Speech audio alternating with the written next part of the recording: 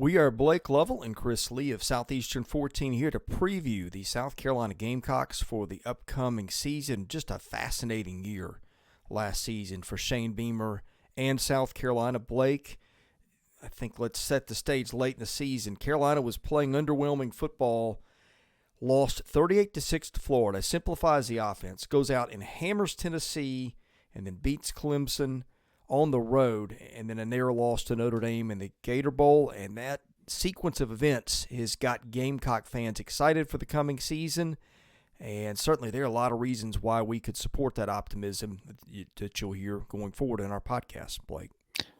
Yeah, I mean, it's, again, I think it's the common theme over the past couple seasons is that they've exceeded expectations. And I mean, after you've kind of set that as the baseline, I think that's what people expect again. I don't know. I don't know that South Carolina will probably be picked as the second team in the East or anything like that. But at the same time, I think they probably don't care where they're picked at this point because they just sort of expect to be better than what people think. And so, yeah, like you said, there are some things that I think can support that thought. There's some questions I think this team has to answer, just like probably every team in the SEC for the most part. And yeah, it's just seeing if they can put that all together to have a more consistent season because yeah, it's easy to look back at those last couple games against Tennessee and Clemson, but you also have to look at the stuff that came before it and figure out how you can be more consistent throughout the entire year. Because if they can put that together, even with what I think is one of the nation's probably toughest schedules, that's going to get you where you want to go in terms of challenging for an SEC East title. Yeah, there's sort of two ways you can look at the Gamecocks, and sometimes that may be colored by what colors your favorite team you wear. But this is a hard program to figure out because I feel like there are facts to support whatever narrative you want to go with. And we've given you some of the first side. And if you're a Carolina fan or trying to make the case, even if you're not a Carolina fan, you just say, look at the scoreboard. That's 2 years under Shane Beamer that they finished well. For some reason, this pains audio. You may or may not be able to hear that. He's not thrilled about it. He's not thrilled about it. He must be a Clemson fan. I don't know what's going on here. He's a dog. So. That's true. There's that also. Anyway, they have finished well under Shane Beamer 2 years running. And if you recall 2 years ago, they had no quarterback. I think they played 4 guys that year. They rallied to win the Mayo Bowl and finished 7-6. And then last year, of course, the way they finished, was again completely different than the way things had played out before that. Now, statistically, there are some issues to support if you're going to go a little more pessimistic on the Gamecocks. And here they are. Scoring margin last year just plus 3.3. So it was an 8-5 team, but it wasn't a dominant team. Turnover rate, they turned it over 3.2% of their offensive snaps a year ago. That's awful.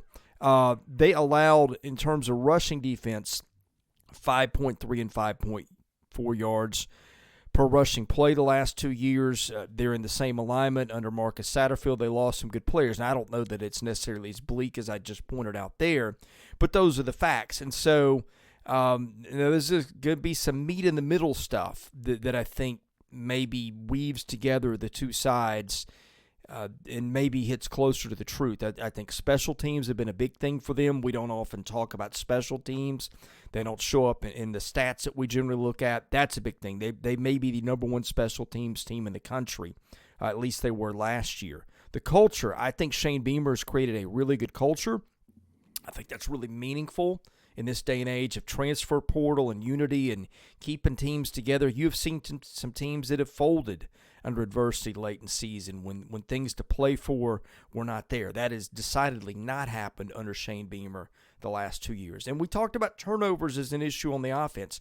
They force a lot of turnovers. They have forced them at the rate of 2.9% and 2.5% of defensive snaps the last couple years. So those are some things to like about the Gamecocks, some things not to like. I'm a little more bullish probably. And again, I go back to the scoreboard and how they finish. But anyway, that is sort of how you account for two very different narratives on the Gamecocks, Blake.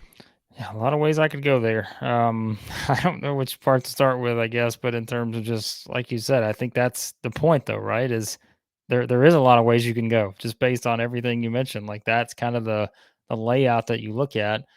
with the team and just kind of where the program is at this point. But yeah, I mean, like I said a minute ago, I think there's some clear things that, and we'll talk about just kind of each side of the ball. But there's some clear things I think on each side that you're like, okay, we feel pretty good about that area.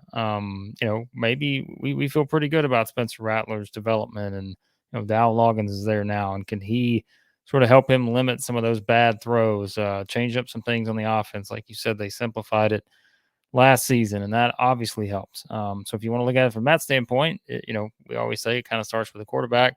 Quarterback had two tremendous games against, two of the best teams we played in terms of Tennessee and Clemson. So that's something you can build off of last season.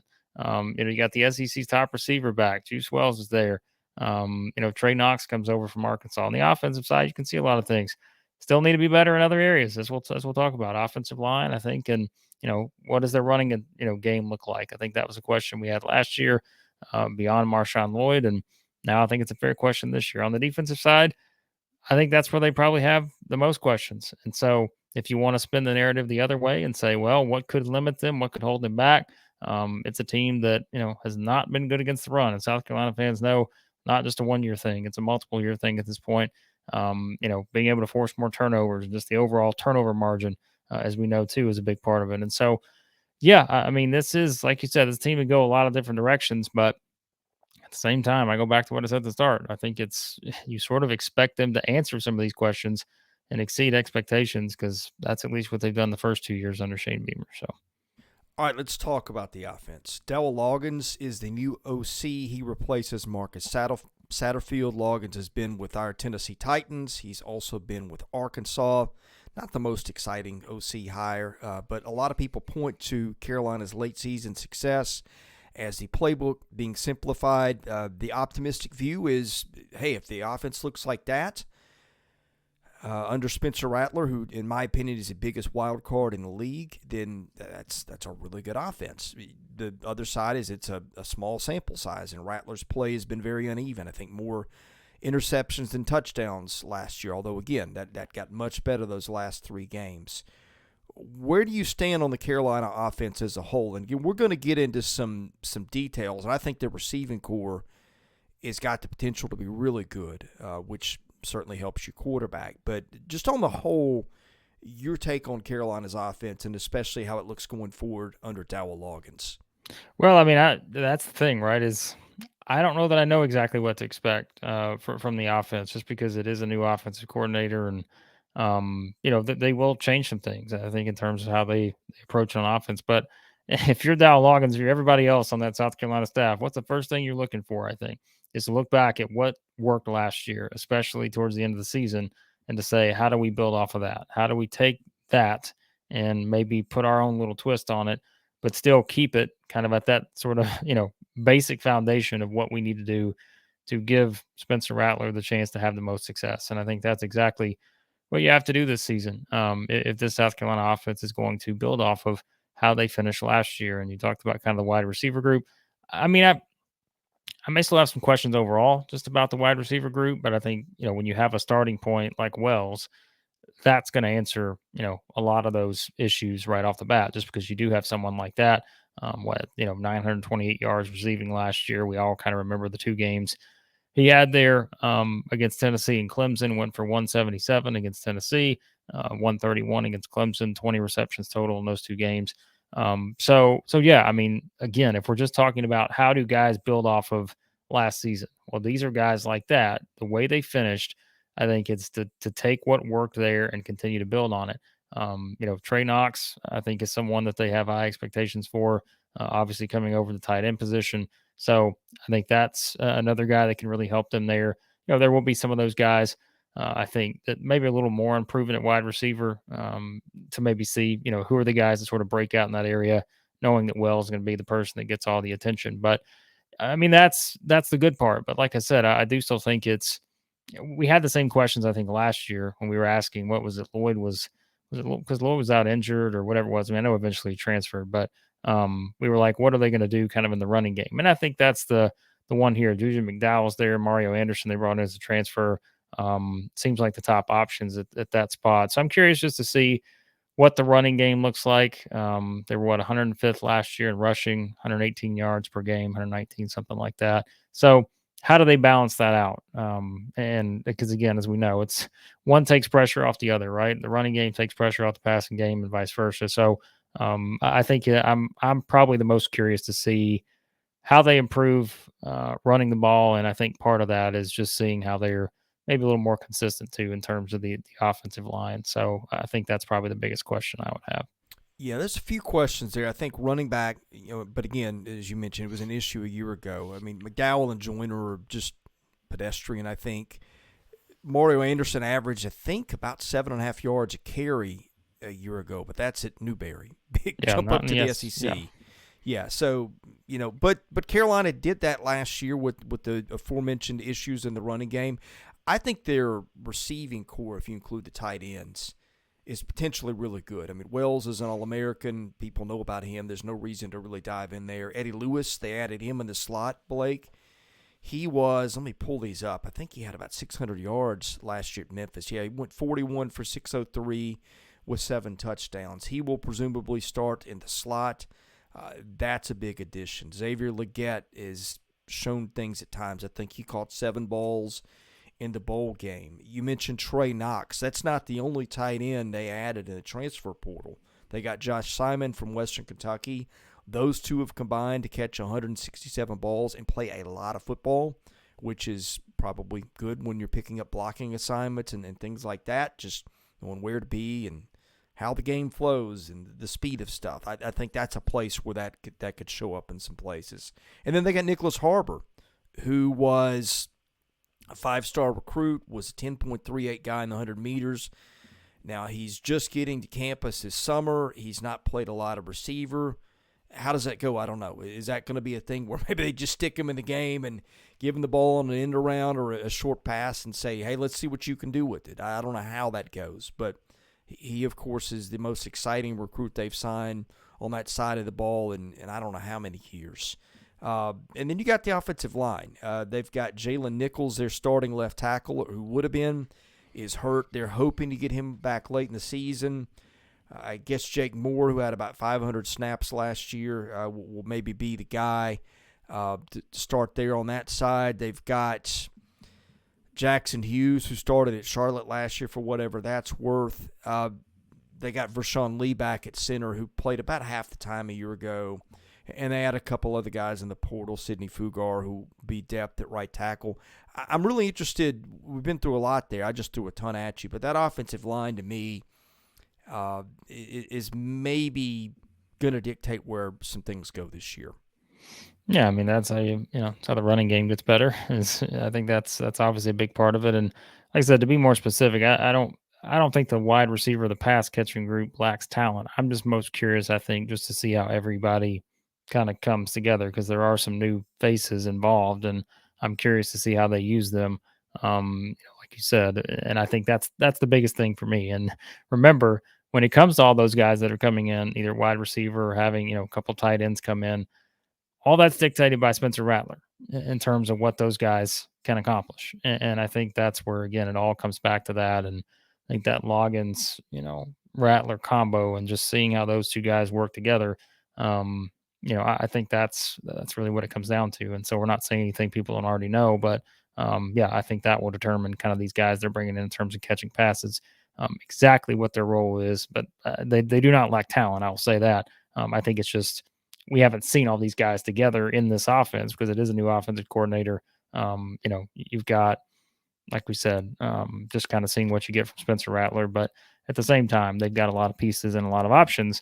It's just, which of those guys kind of break out into those breakout star type roles because they have quite a few, I think, to choose from on this offense. By the way, that's Ja'Kai Moore at left tackle, not Jake Moore. I got autocorrect sniped in my show prep document here, so apologies for that. Let's talk about defense. Clayton White is back to lead the defense. He runs the 4-2-5, third year in a row. He'll be back. They've only got 4 returning starters, according to however you calculate those things, and this is from Lindy's I used, I believe. But they got 10 guys returning who started at least 2 games. They had a couple of guys out last year. They've added a couple guys from the portal. They're big in the middle. I guess, though, it starts with Tonka Hemingway on one end. Jordan Strachan would be the other one. He missed some time last year. I talked about some guys that missed some time that were key for them. He's one of them. They got, I guess it's Jathius Gear, who will help them on the edge. He was very productive at Syracuse a year ago. They got 5 300-pounders in the middle. They got Muhammad Kaba at linebacker, who's got some potential. I think he was hurt a year ago. So it will start for them up front. I think they'll figure it out on the back end. We'll get that in a little bit, but I'm interested to see how the 4-2 part goes here. Yeah, I mean, like you said, I think having guys coming back from injury, you can play the what if game and maybe how those guys would have impacted their defense last year. They obviously would have made a difference. But yeah, I mean, I think just getting a couple of those guys back, and especially in that front part of the defense, is important because that's what we keep talking about, right? I mean, they've lost several guys, on the line, and your starting linebackers and those kind of things, and those are roles you have to fill. And I mean, I know you've seen the stat, but I know, again, South Carolina fans could probably tell you off the top of their head just kind of watching them play and watching teams run against them. But that's it. Like, I think it's just how do they get better against the run? And even though we've seen some of these SEC offenses, really take more towards, like we talked about, throwing the ball quite a bit. There, are quite a few of those in the SEC, but we know they're still, in terms of rushing attack and those things, I mean, you still have to be able to stop the run. And I think that's kind of what it's going to come down to with this defense is, can they continue to get better?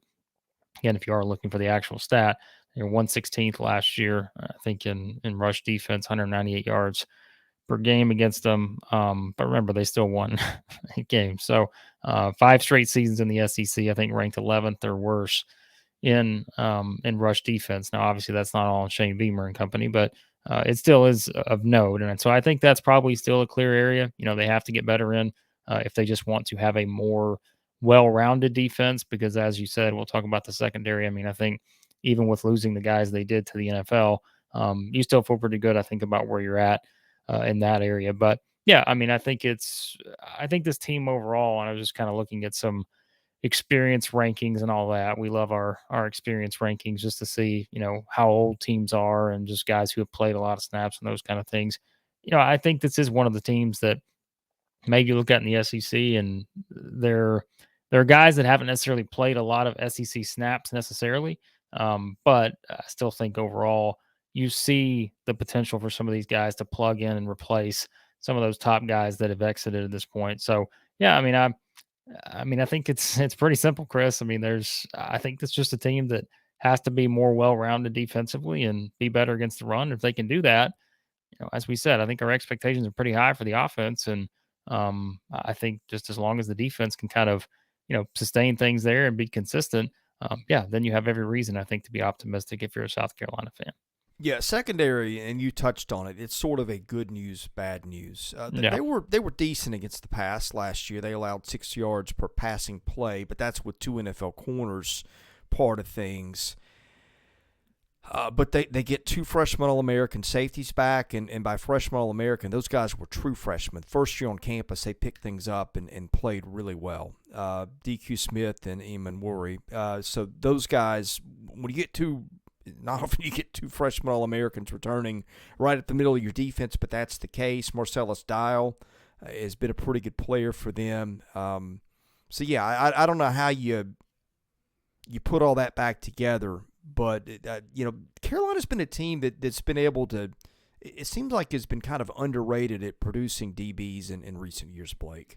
Yeah, I mean, look, like you said, it's not often you can lose 2 guys, to the NFL draft the way they did, and Cam Smith goes in the second round, and still feel like you're in a pretty good position, and I think that, like you said, that's maybe kind of what they built is sort of one of the identities of the program moving forward is just kind of a team that was like maybe it's going to have that spot sort of field in that secondary. You're always going to feel pretty confident about what you have, and again, to have 2 guys like this coming back who were as good as they were, and to get those kind of accolades, yeah, I mean, that's, you don't have a lot of questions there, I think. And so it would be different if you lost 2 of your top guys, and then you're trying to figure out what do you do. But yeah, I mean, not the same players, but they're still very good, talented players, and they produced last season, and I would expect them to do the same thing this season. So, yeah, I mean, that's kind of the backbone of the defense for sure, and obviously position wise, it makes sense. But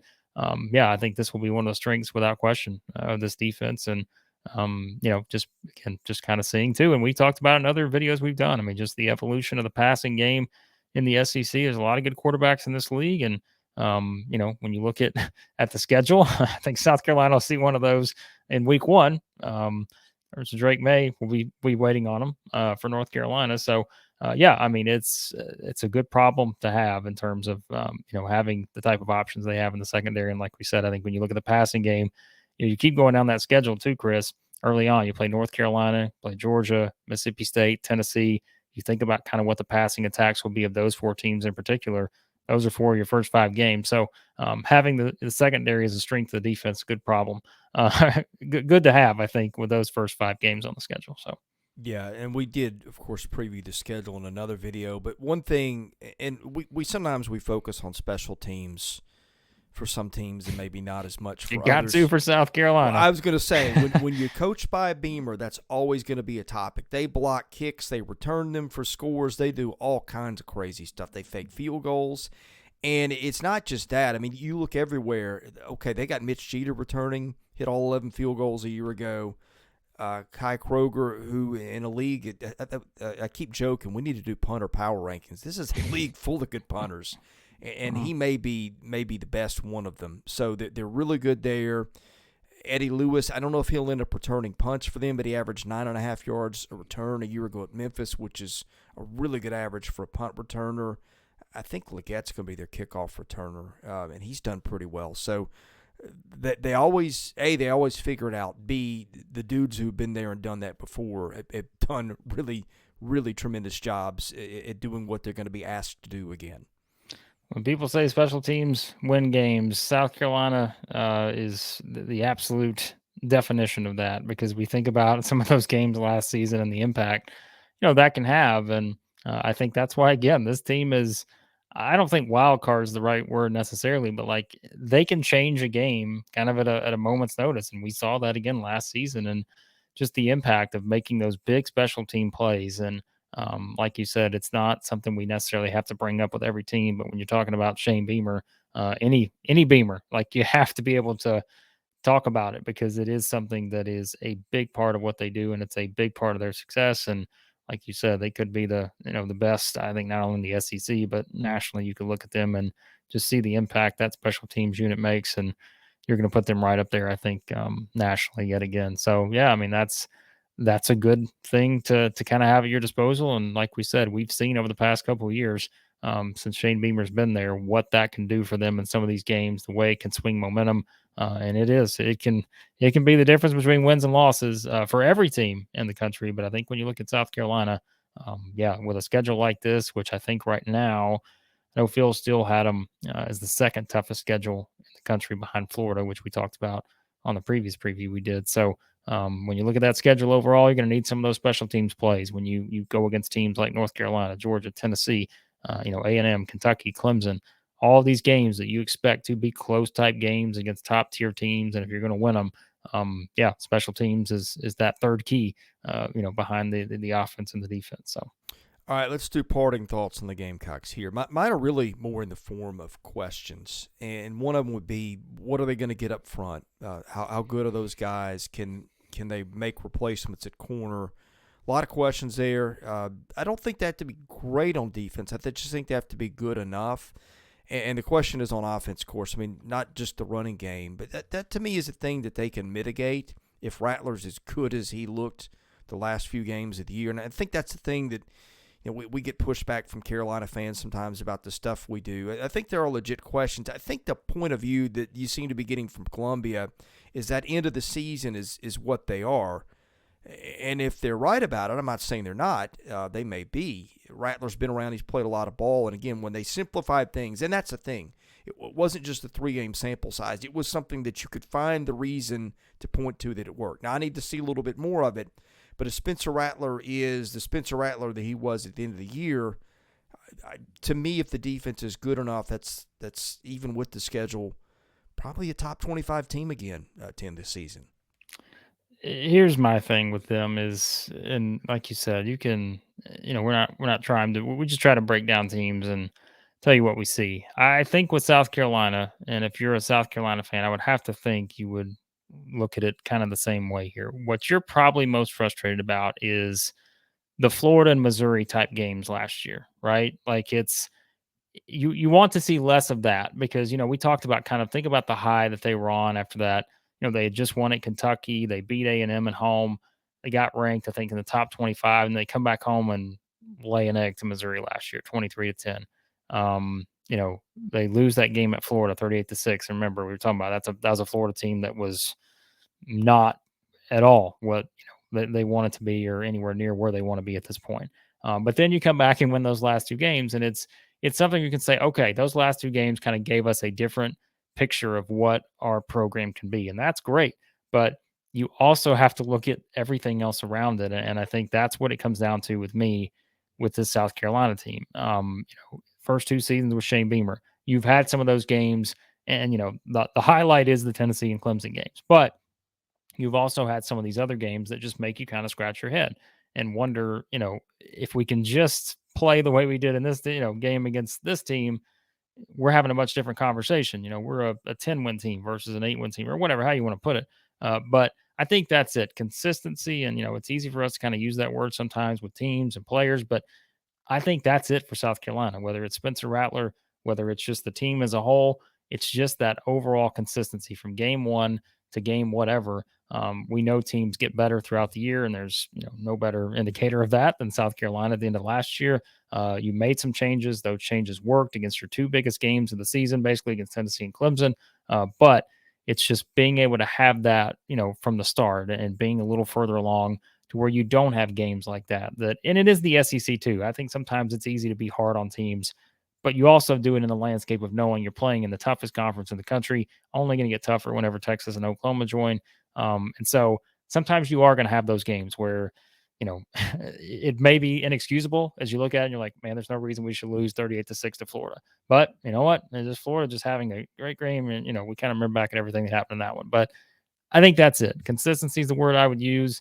If they can just be consistent, a little bit more consistent in different areas, that will, I think, be the difference in winning a couple of those games that you felt like you shouldn't lose. And then being able to still carry on that momentum of feeling like, all right, we've beaten a Tennessee now, we've beaten a Clemson. All right, like now we feel like we are taking big steps as a program, beating two of our biggest rivals. And I think that's something you can certainly build on heading into Shane Beamer's third season. Yeah, to add to that, I think one of the keys to him is going to be start faster. And look, last year or 2 years ago, he gets a pass. I mean, going 7-6 with that roster to me was a minor miracle. But last year, I saw them late in the season. They lose that game to Missouri 23-10. They come to Nashville. I'm in the press box for that one. They beat Vandy, but Vandy was awful at the time, although Vandy caught fire a week or two later. But I just watched that game, and I thought I'm watching two teams that just really are not very good.